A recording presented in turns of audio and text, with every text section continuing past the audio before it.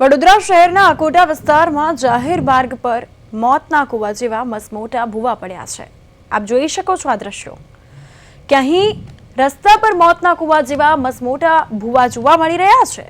રસ્તાની વચ્ચોવચ્ચ મોતના કુવા જેવા આકારના બે મસમોટા ભૂવા પડ્યા તો ભૂવા પડવાને કારણે વાહન ચાલકો માટે અને રાહદારીઓ માટે જીવનું જોખમ તો વળી ટ્રાફિકની સમસ્યા પણ અહીં વકરી છે।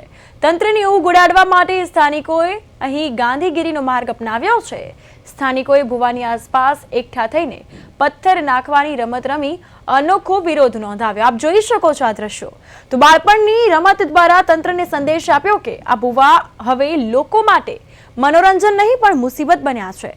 ડ્રેનેજ રિહેબિલિટેશનની જે ચાલી રહેલી કામગીરી છે તેને પગલે ભૂવા પડી રહ્યા હોવાનું સામે આવ્યું છે તો પાલિકાના અધિકારી દ્વારા હજી વધુ ભૂવા પડશે એવું અનુમાન વ્યક્ત કરવામાં આવ્યું છે।